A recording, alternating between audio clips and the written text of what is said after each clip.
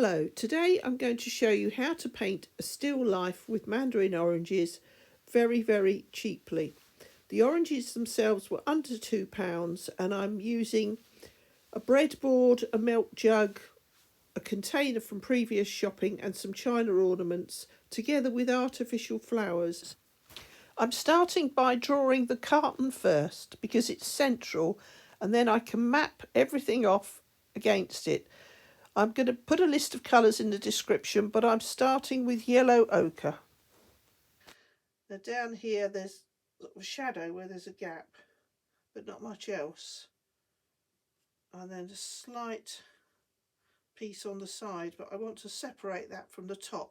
So what I'm going to do is just touch it with some kitchen roll to leave a straight line that's slightly lighter. And just wet the brush a bit more so it's more diluted. I'm putting the bottom around the oranges inside. And then moving it up to the breadboard, I'm starting with burnt sienna and then I'm going to add more dark browns as I go. And then there's some shadows, but I'll still go round the white tints. My paint box appears to have two oranges, but one is cadmium orange and the other one is Indian yellow. I'm starting with an orange in the corner of the basket so I can get the tones right. And then I'm going to work on alternate oranges so that they don't bleed into each other. So again, this one is tucked up against the corner of the basket and it's slightly on one side. I'll put that in with the darker orange. I'm leaving space for a leaf. So altogether there's about £1.50 here. So it's not an expensive still life. I'm now able, as the other oranges have dried, able to add the one at the bottom, which is overlapped by leaves and a stalk and some of the other fruit. Just to put one colour in, then add some deeper shadow, going in the way that it's formed.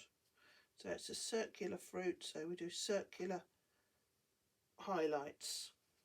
I'm just continuing to add a second coat of paint to just put highlights on. They're all at jaunty angles, so everyone is a different shape. It just gives the shape and form of them nicely. And you can see you're looking down into the basket. The ones up here have got light coming through the window and they've got some nice light reflections. So first of all, I'm just going round the edge. Just do it very gently. It's not a circle, it's an individual piece of fruit with slightly squidgy sides, and then just take the paint into the middle with a damp clean brush and it will give the shape of a round object slightly more.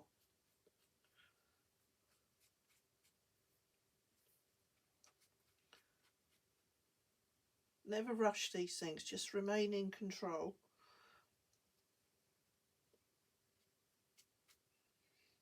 It's still very dark around the edge, so I think I'll add a little bit of crimson to the orange just to give a warm shadow.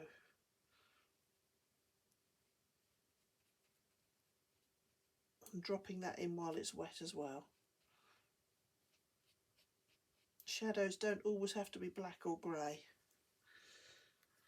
I'm going to put the lighter area in first and the lighter area on top. And it goes up.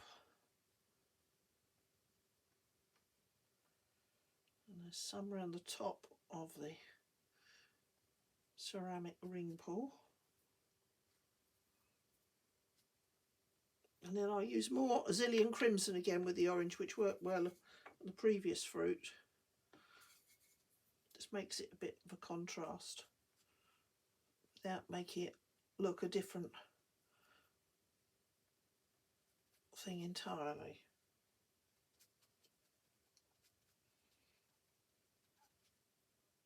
Every one is a different shape. You just have to decide how you're going to draw it and persevere.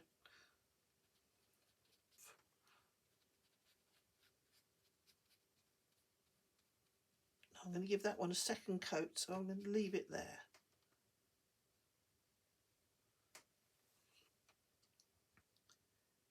Now the next one's got leaves before they curled.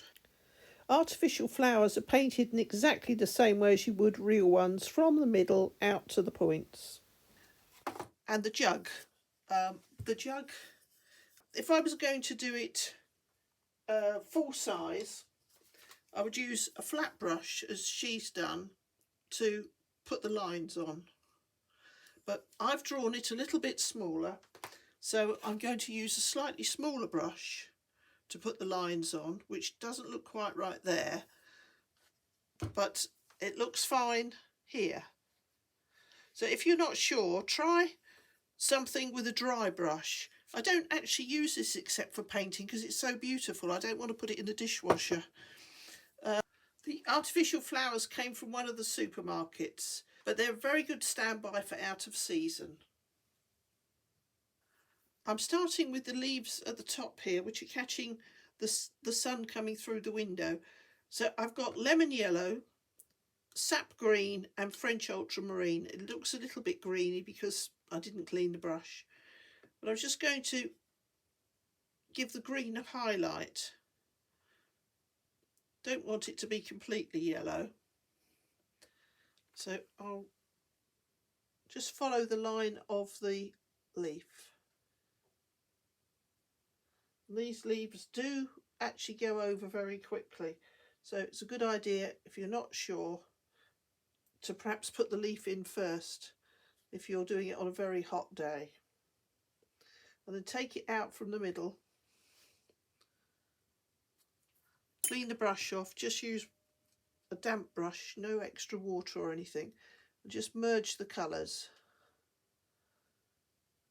and then a little bit of blue just to put curve of the stalk in. Now the next leaf at the back is very dark, so I'm mixing the French ultramarine and the sap green together because it's in shadow and it's very, very dark, so I'm actually going to add a little bit of Payne's grey. So I'm using a grey shadow there, but on the fruit I used a red shadow. And then again, we've got more shadow in the basket, so I'm going to mix up a very dark green with the colours I've already got. So I've put the leaf in. I'm now changing to a rigger. The rigger has much longer hairs, so holds more paint. And you can get a good line. So on this one we've got two things going over.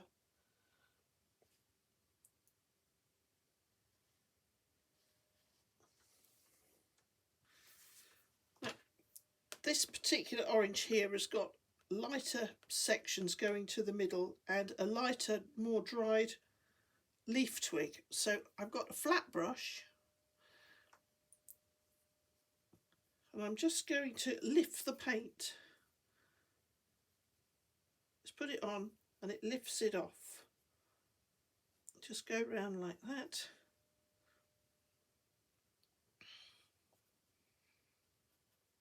If you want to make it a bit more dominant, you can sponge it back. And then the twig goes nearly to the rim of the next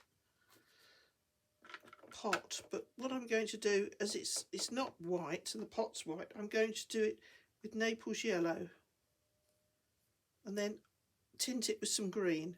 Now as it goes down onto the fruit, you can see that it's not going to show against the bright orange, so take a little bit more off with the flat brush. And I can also put a highlight on here where there's a little bit of sun hitting the rim. So just go round again. It's not every colour lifts off as well as another one, but it does work quite well here. So that's the middle put in. Then the next thing I'm going to do to make sure the tones are right is I'm going to put in this basket.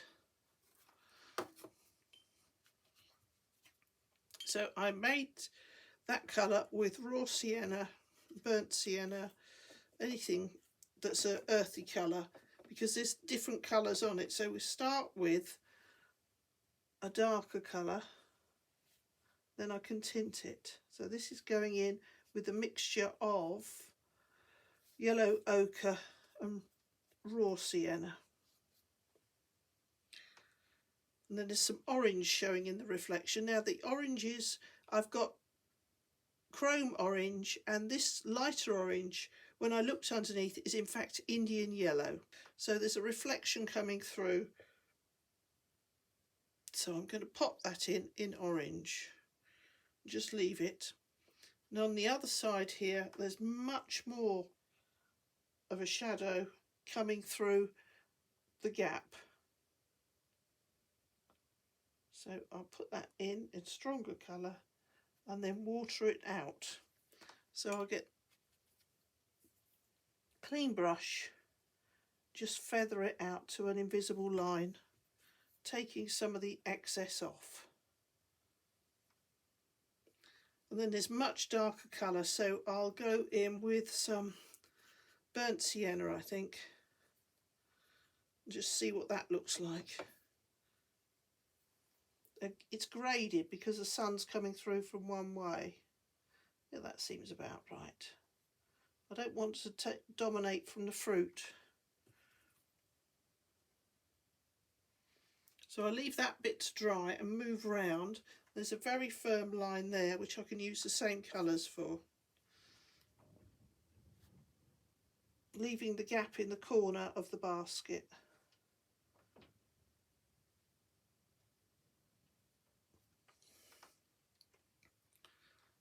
And then there's orange coming straight down. Then carrying on round, making the sides slightly darker. I've made the bottom slightly darker as well. Leaving the bit where I put the orange in earlier. Just gently adjusting all the tones. The fun thing about using these little boxes is you can see things through the gap. So through the gap I can see the bottle that the artificial flowers are in, so I can put their stems in, which can be seen through. I've got 3 little branches of stem going through. One's a bit thicker. And then I've got the sheen on the edge of the bottle, which is a hint of turquoise.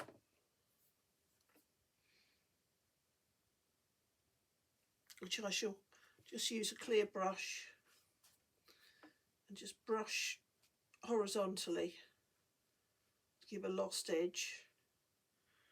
And then there's some very dark grey on the outside. Just pop that in. And then on top I've got a little bit of string that came, or raffia that came with the bottle. So I think we'll use some Naples yellow and yellow ochre for that, and just pop that in. It just goes round under the petals. You just do little short sharp strokes. It shows that it's something different. So having done that, I can put some more blue petals in, which I'm using French ultramarine, very diluted, and doing them just as you would a real flower, from the middle down. I've got some pencil there, but I can rub that out afterwards. I think this is trying to be a cornflower. I'm just going to pick a slightly different blue just to try and separate it from the warm colours that we've got there. So I'm just adding a little bit of turquoisey blue to the French ultramarine. That's it, makes it slightly more vibrant. Doesn't matter if things run into each other. And I can highlight it in a minute. Just try and go points down, and it works fairly well. And then because it's a artificial flower, it's got almost like poppy-like stamen in the middle, which are black, but I don't want them to be black. I'm just adding a little bit of purple to the grey. So I've got French ultramarine, Brazilian crimson and some Payne's grey, and I'm just going to put a few little dobs in with the top of the brush. And when it's dry I'll put some more, but I want a few lost and found edges, so that'll do as a starting point. And then moving up, I've got, I think this is trying to be an anemone, so I'm going to put in the dark in the middle, and then it has a line of blue. So I clean the brush off, get rid of the excess, and then I'm going to take the brush for a walk because these are bigger stamen. So just going up like that, nothing too definite. Less is more sometimes with these things. And then before I put in any white petals, I'm going to put in the green leaves. So I'm mixing sap green and lemon yellow because they're catching the sunlight coming through the window. Now the cat's moved, I've got more sunlight. So go from the bottom outwards. Just go to infinity.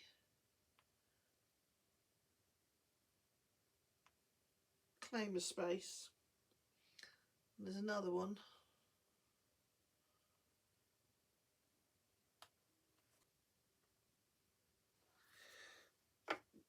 Whilst waiting for some bits to dry, because I'm doing this on quite a chilly day, I've added a couple more leaves. The leaves are very curly in certain places and not in others. Presumably in the shop they came in 2 batches. And at the same time I'm adding a little bit more depth to the oranges by using cadmium orange and Alizarin crimson for the darker areas. It's nice to have a red shadow. Shadows don't always have to be a cold colour. And then for the highlight I'm using cadmium yellow, which goes quite nicely. I'll just get a wet brush and merge them all together, and I'll carry on the same with all of the ones in the basket. Now, having got the tones in harmony there, I now need to go back to the breadboard, which is a foil for the picture. It is eucalyptus wood and it is light on the edges and darker in the middle, and it will make the orange show up nicely. So I'm going to do the board before the orange because I want to bring the picture forward. I've just mixed up 3 browns to get the colour and added a little blue to darken it. And from the top I'm going to go down the way the grain of the wood goes. Take a different mixture slightly. Let's go around the fruit. It's easier to go around the fruit, then I'm not going to spoil the white dish. And then for the edges I'm just going to use Naples yellow and a little tiny bit of blue just to knock it back a bit.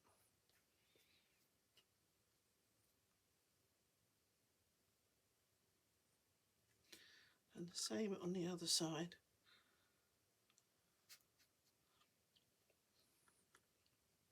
Just trying to take some of the brightness off the Naples yellow with the blue, and it disappears to infinity down here. So I will just take the brush down the side of the white container, which is a good way of separating it. And I'm going to make homemade grey, which is yellow ochre, Brazilian crimson and French ultramarine. And if you stir them all together, you get fairly neutral grey, which you can tint to suit your needs. So it is white, so it's just a shadow, so I want it very, very diluted. So I'm making a big puddle dabbing off the brush so it's not too wet. So I'm using a number 8 brush here. So I'm going to just go round gently.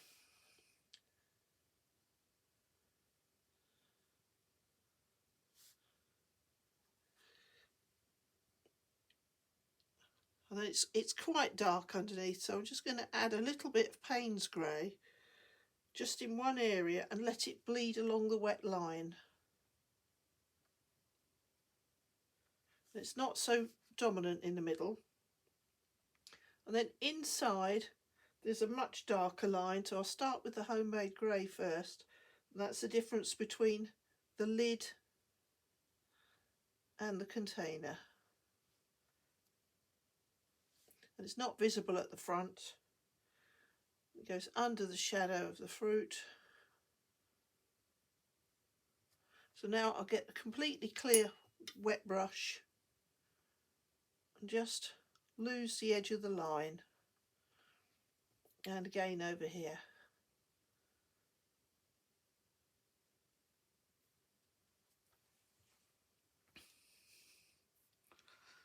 I can just get a flat brush and just change the angle here slightly. Because it's sort of getting lost as you look round. And again, the flat brush the other side, just gently make it less dominant. Dry the brush, just keep going until you're happy with it. Less is more on these things. So without too much trouble, we've got a pot. Then we've got the bottom of the pot. So I'll go back to the number 8 and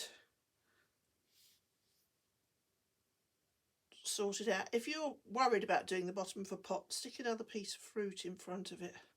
Then you won't have to do it. So that's okay. And now I've got to do the next one. So I'm just gently looking at all the shadows, and there's quite a lot of them. I've got a lot of shadow underneath the fruit, so I'll put that in a little bit darker. And then the circle round again, which disappears in the middle and then comes back on this side. So again, wet brush, just lose the edges. And because it's slightly higher and at a different angle, there's a lot more going on. So I'm just going to put in some sideways ones, all part of the pattern.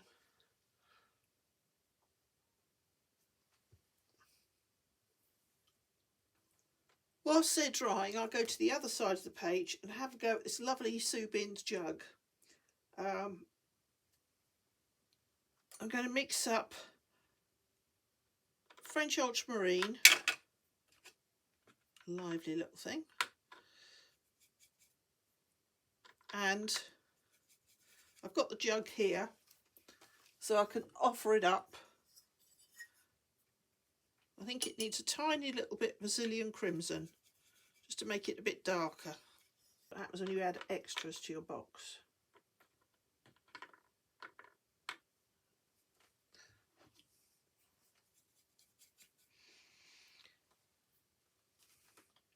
Now if you're nervous, you could put latex down, or you could use the side of a ruler, but that's likely to smudge. So what I'm going to do is use a flat brush,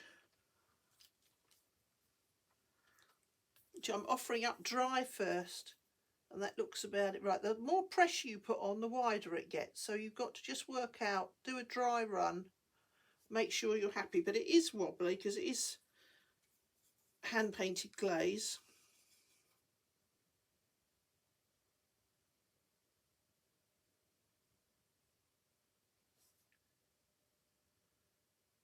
That's fine. So what I'm going to do now is just put a second coat on the first one that I did. You get the hang of this after a while.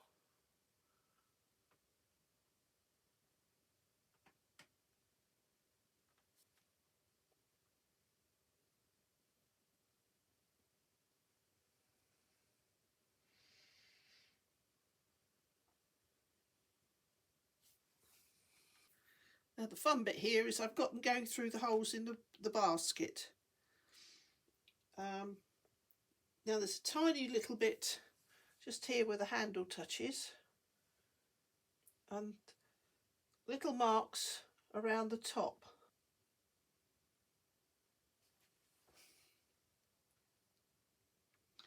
And there's 1, 2, 3, 4, 5, 6, 7, 8 going up the handle. 1, 2, 3, 4, 5, 6, 7, 8. That would make it 9. Right. So the next stage, now it's all dry here and I can put my hand across, is to do the artificial flowers. I put the leaves in and I put the middle of the flower in, which gives me the tones to make sure the white is still white. Now to help me, there's a reflection in the window of some of the blue, which will help make the white stand out. I'm just using some diluted blue from the jug to put the reflections in the window, because it will help make the flower look white. So I'm just putting loose marks in, just you can tell that it's a reflection. And a little bit French ultramarine, slightly stronger for the nearer petals. Just wipe it back a bit.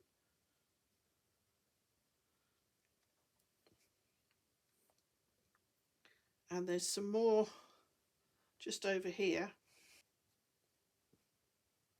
I kept losing my reflections due to Fifi coming in.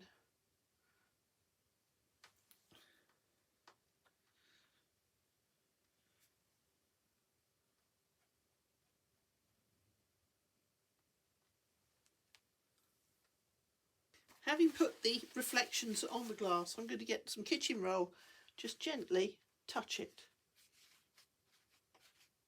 Not taking everything off, but it's just reduced the level of it, the intensity. I'm adding another brush now. This is a number 1. I usually buy these 3 or 4 at a time because I use them a lot, and they're just very good for detail. So I'm going around the edge of the petals, just pick one at random.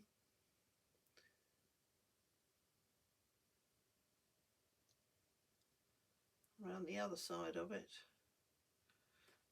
Now I'm going to get just clear water,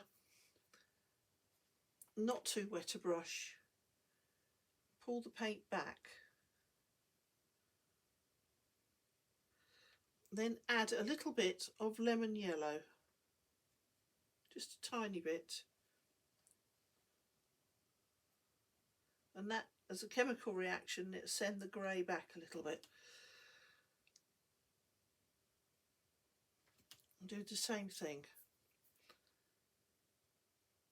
just picking up reflection from the other petals around it and the light coming through the window. And the yellow again, just to push it back. Now on this side of the flower, the light is picking up the blue petals, so the white anemone is looking slightly purple. I'm just adding a few little petals and a few blue ones at the same time, just working the whole thing up to a harmonious group. I'm just adding tiny little bits of detail to the ceramic tins, just little ring pulls and things, and then to make the white flower stand out, the answer is to put a little bit of dark behind it. There's more dark in the first reference because the grey cap was there. Just clean the brush off and let the water do the work. In order to make the flower bright and white, you can just darken the background slightly, and that's a reflection through the window. If you want to, you can add a slight reflection of the jug. The jug is very wobbly, but it's the delight of a handmade jug. The oranges are all looking quite similar in tone, and you just have to decide where you want to personally stop. You can put in detail forever and ever and ever. But I hope you've enjoyed watching the video and that you'll try painting some things before you eat them at home.